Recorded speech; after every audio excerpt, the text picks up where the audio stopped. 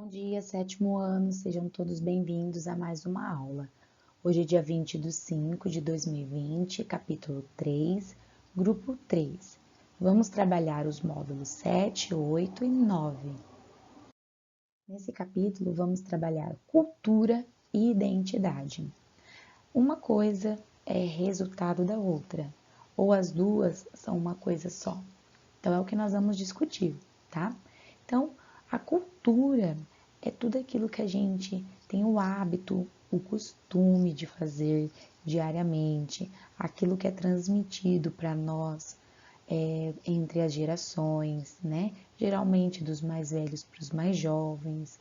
Então, a cultura é todo esse movimento que envolve uma série de fatores, seja religioso, político, econômico, seja por estilos, como por exemplo, gosto, como estilo musical, pratos típicos. Então, a gente tem aí dentro do contexto cultural muitas coisas que dá para elencar.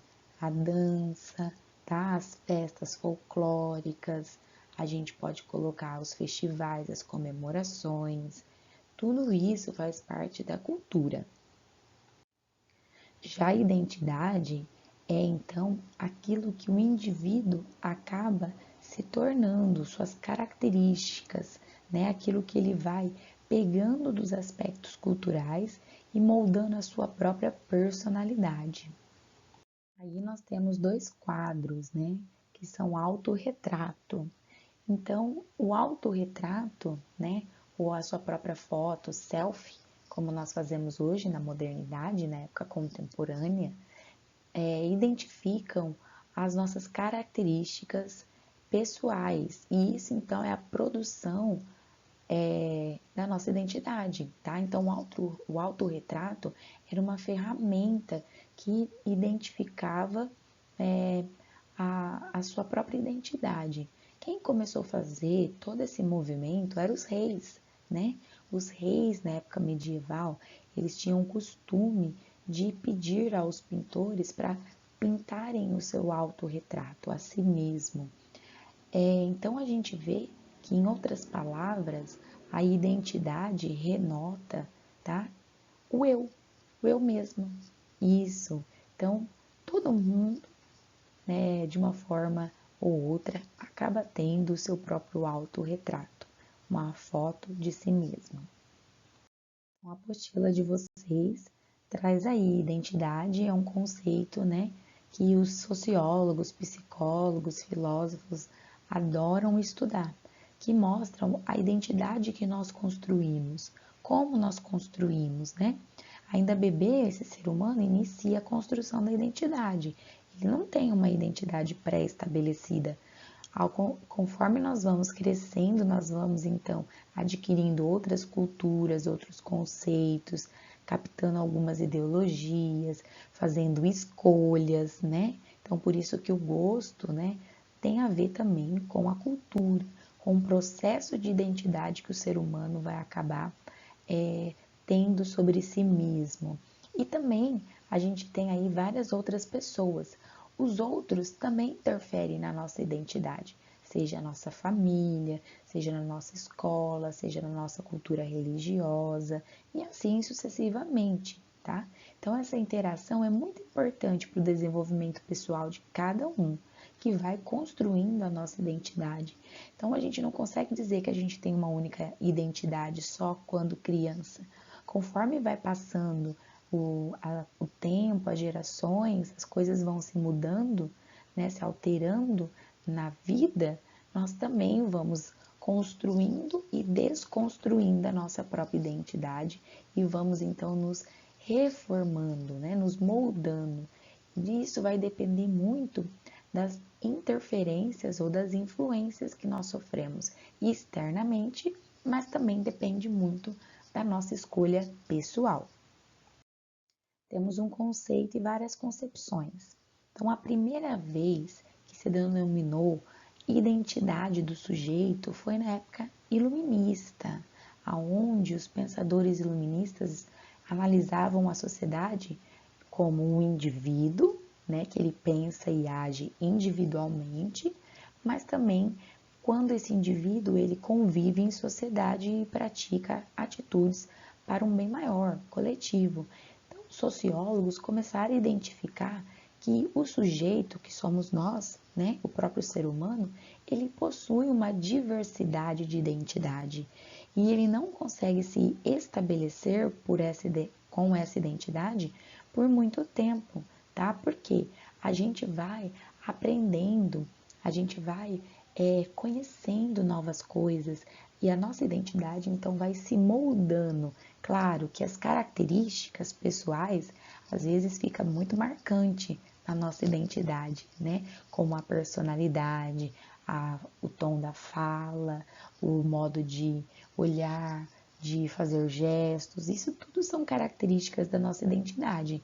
Mas também as posturas e as práticas, elas podem ser moldadas e modificadas conforme o tempo. O bacana é a diversidade cultural, né, que está existente principalmente no nosso país, por conta dessa mistura de povos, né, essa influência que nós tivemos da vinda de imigrantes para cá, né, que foram resultando nessa miscigenação cultural. Então a gente tem aí na apostila a nossa ancestralidade, né? A gente não pode esquecer dos indígenas, dos povos africanos, todos eles contribuíram para a construção da nossa identidade pessoal e particular. Então, independe da criança, do jovem, do adulto, todos eles trazem na sua carga genética não só comportamental, mas também atitudinal, várias interferências de outras culturas, né? Então a gente tem aí na dança, na música, na alimentação, no modo de vestir, de falar, até nos hábitos, né? Como por exemplo, em relação ao tomar banho, graças aos índios. Então a gente vê aí que a gente sofreu e sofre muitas interferências de outras culturas também. A construção da nossa identidade, ela é muito resultado da nossa família, né? Principalmente da nossa família, porque eles são os principais exemplos que nós temos ainda na infância, na adolescência.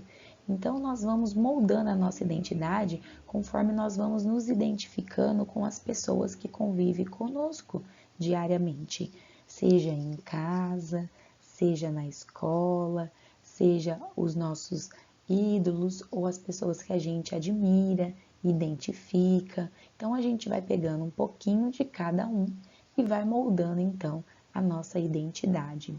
Aí na apostila de vocês menciona que a ideia de identidade nacional, ela implica na existência de um Estado-nação e é formada por uma cultura nacional. Que bom que o Brasil sofreu toda essa mistura e nós podemos dizer que temos várias culturas nacionais, né? Então a gente pode falar aí desde as origens africanas, com estilos musicais como samba, pagode, a própria luta, né? Que tem uma mistura de dança, capoeira, com os nossos descendentes aí africanos, essa cultura da feijoada que foi feita por eles. Então a gente tem muitas coisas que podem somar nessa identidade nacional. Com os indígenas, como eu mencionei, o ato de tomar banho, né? Todas essas pinturas, esses coloridos, esses objetos, adornos, né? Colares. Então a gente vai tendo uma interferência no modelo de viver de cada um, né? Com cada povo, com os imigrantes italianos, o gosto pelas massas, né? A forma de falar, de agir, de pensar, de muitos desses imigrantes que trouxeram ideias diferentes, mas também as novas técnicas, né? Na agricultura, em desenvolvimento há muitas outras coisas. Então a gente pode dizer que houve muitas interferências. Na aula ao vivo a gente vai discutir algumas delas. Claro que a gente não pode esquecer, né? E a apostila de vocês trazem aí a conquistas, né, dos indígenas brasileiros, né? Lembrando que na América existiu vários grupos indígenas e o Brasil também possuía os seus. Então a gente pode falar que toda essa origem africana também houve uma sincronização com os nativos da própria terra, né? Nós passamos por um processo de aculturação. O que seria a aculturação? Seria então a modificação de uma cultura já pré-existente, sofrendo intervenção de uma outra cultura. Então, no nosso território, a gente sofreu várias interferências, não só com os indígenas, com os africanos, mas também com o resultado do próprio brasileiro, que houve essa mistura de povos mais o europeu, tá? Então, todos esses movimentos sofreu interferência direta e indireta no processo de aculturação. Então, a gente tem aí os dois exemplos, né? As duas imagens do processo de aculturação, que é o processo que modifica a cultura de uma pessoa, de um grupo, até mesmo de um povo, levando-o a se adaptar a outra cultura, em detrimento da sua própria. Então, a gente tem aí, primeiramente, os padres jesuítas trazendo, né, a cultura europeia, a catequização, né?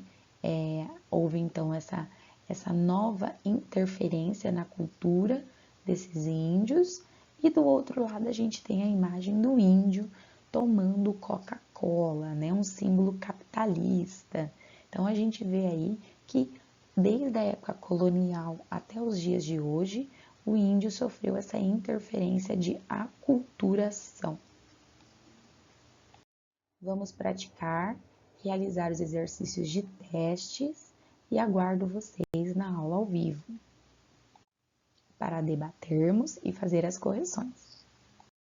E aí a sugestão para vocês consultarem o material do Infinito e eu deixo para vocês um link para vocês visitarem o YouTube e verem um videozinho explicativo sobre os processos de aculturação, tá? Até mais!